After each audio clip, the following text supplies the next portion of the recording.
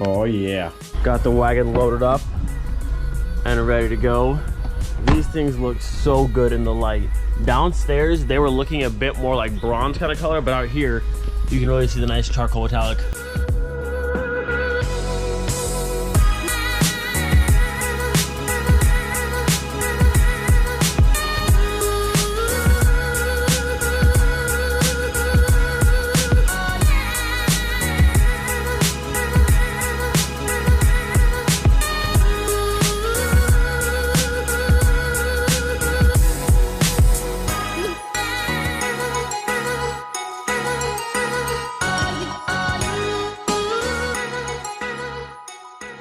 So today is the day we are finally mounting the tires on the Porsche Cayenne wheels. I gotta say, these things for spray paint really surprised me. They came out so good. So currently the wagon is sitting on a set of Porsche twist wheels. These are 17 by 7 in the front and 17 by 8.5 in the rear. This is a 225/45 tire all around, and we're going from 17s to now the Porsche Cayenne S3 wheels. These are 18 by 8 all around with a 205/40, so a bit more stretch, a bit smaller tire. And I think these are gonna look killer. This color combination with the reflex silver, ooh, look at that sun coming through. Ooh, it's gonna be looking good. All right, let's go ahead and get the new valve stems in, then we can start on the tires.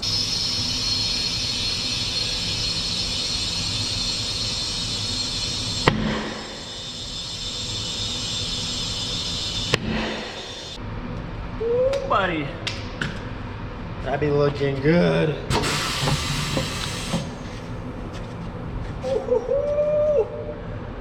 Oh, that's what I'm talking about. Almost dropped it. Whew.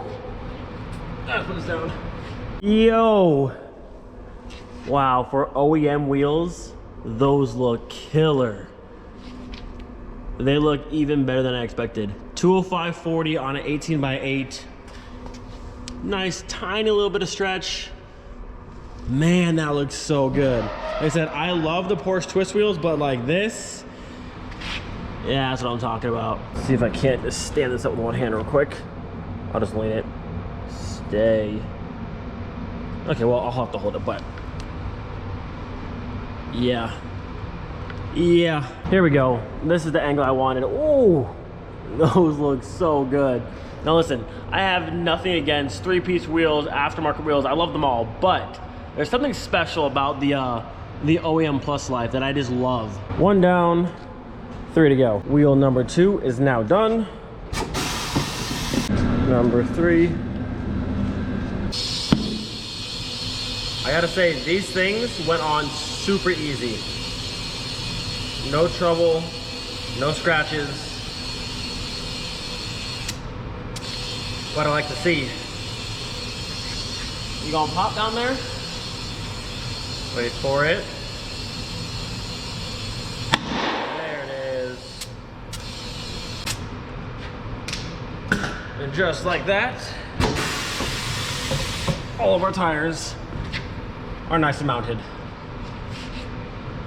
Tires have been mounted, easy enough. Now we're gonna go through, balance them, and they're all set. First wheel's on and ready to go. I had to make a bit of a makeshift pad because the actual rubber piece back here is kind of broken and the plastic kind of comes through, and I didn't want to hit the face. So that one's on. Dimensions are already set. Let's see how much we have to add.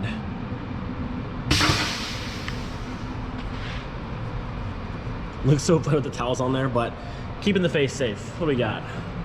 10 on the outside and 15 on the inside. So we got 10 right there, and now I'll rotate this until the arrow lines up. Or back a little bit, right there. So we'll do 15 right out here behind the spoke. All right, weights are on. Let's see if she balances out. What do we got? What do we got? Okay, okay. Okay, okay, good. First one's done. And I'm pleased to say my towel worked perfectly. No scratches. All right, wheel number 2. Let's see what we got. Let me see that okay, okay. Wait for it. Hey, that's what I'm talking about. Let's go. Done, done, done, and done. Now this one here took a little bit of work to actually balance out, but it's all good to go now. The setup is looking good. Now we are still missing center caps. I ordered them on Friday of last week. Well, I paid the guy on Friday. He said he shipped them out on Monday morning. In Germany, it only takes about a day or two to actually make it to your house. I don't know where they're at. It's been almost a week at this point, so hopefully it didn't steal my money and my cap show up soon. I mean, look how nice that is. Right in the center there. Woo! Cherry on top. The original plan was to put these wheels on the car today, but not having center caps just yet, I'm gonna wait till I have the complete look. So for now, that's all you get. We're gonna take us a quick seat in the back of the Pink Floyd. I wanted to work on the Savoy tonight, but it's far too cold, so we're gonna sit and just talk for a minute. So if you look right down there, I grabbed a couple sets of vacuum lines off various cars today, which I think one of those pairs will work to go from the little flapper there to the fuel pressure regulator, then back to the back of the engine, and that should be good. The next thing we need to do is get the coolant hose situation figured out. Now, I was gonna originally buy the 24 valve VR6 silicone hose set because that engine is very similar to this engine in terms of how it's actually laid out. But seeing the engine in the car now, it's very similar to how Miley is, and with Miley, I just bought the 12 valve VR6 silicone hose set, and these are all the pieces I have left over from that kit. I didn't use half of the stuff that actually fit in the car. So I'm thinking now, seeing this in here, we can probably just use the 12 valve VR6 silicone hose set and make it work in there. I mean, we deleted so much stuff. This is the auxiliary water pump that was on this side of the engine, but you can see how many extra hoses the stock Mark IV has, and it has all these like crossover pipes that go across the back side of the engine, because in the Mark IV, the coolant ball is over here, where the Mark III, well in my car, it'll be right here, so I won't need to have all those crossovers and that kind of stuff. So I'm pretty sure with the 12 valve VR6 silicone hose set, which is only like 80 bucks, that should get us where we need to be. So we only need a hose from here to the upper radiator, here to the lower. I believe this one will go to the bottom of the coolant reservoir, and there's one that comes off the top that might tee down here somewhere. And I need one from the heater core. This one will go right down to the bottom of this right there. And then the one from the right side, I think will tee somewhere like right over here. But it's only a handful of hoses we actually need, so I think the VR6 one will work. And like I said, for vacuum lines, we need one to go from there up to here, then tee off and go back to right there. There are a couple on the back side of the intake manifold. This one's already been capped off, but this one, and that one are still open. I mean, they're taped up right now, but I'm not sure if I can just cap those or if I need to route them somewhere. Like I said, on the Mark IV, there's tons of crossovers and vacuum lines everywhere. I'm trying to delete as much as possible while having it still run good, which honestly, I'm surprised. This thing runs very, very, very smooth considering everything's just kind of open. So once we get everything all dialed in, it should run even smoother. Now, to answer the big question that everyone's been asking, when is this Savoy gonna go for its first drive? When will the car move under its own power?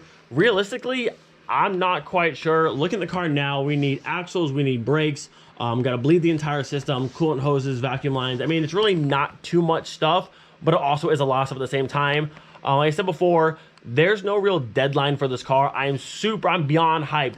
This car runs, that's so exciting, but I'm still not rushing just to go drive in my driveway. It'd be sick, but there's no rush to get this car out there. I still want to do everything right, get all the right parts, paint things here and there, make it look really, really good and well done. But realistically, I think maybe go for our first drive, or at least move it from here to like there. Probably sometime next month, I would say. Now, obviously, I can go through and buy the cheapest of each part just to get this car moving, but again, there's no actual deadline for this car, and I'd rather wait a little longer, buy the parts I actually want to buy, than have to go through later on and redo stuff. But honestly, at the current moment, I am just happy the car runs, idle smooth, and it sounds amazing. There's a lot of like pressure when you first turn that key, hoping that nothing goes wrong. I mean, there's a lot of pieces that went into this thing. Did I time it properly? Did something random break, a loose bolt here or there? You never know, but honestly right now, I'm just happy it runs and it sounds good. All right, before we go inside, we have to have a little daily dose of VR5. It's only right. You need to have some sort of VR in your life every single day. Let's get it started up here. Oh, I love this thing. It just has such a good sound. I was thinking of doing a muffler back here, which I might, but just straight out the back, that's a really good sound. If you haven't already, go on YouTube and type in VR5 exhaust clips and watch the videos. These things sound so mean. It's very similar to a VR6, but also very unique in its own way. I love it. Give her a couple little taps here, just little ones. I love that growl.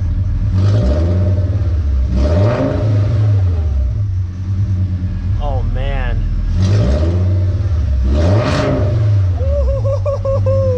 Okay, that's enough. Oh man.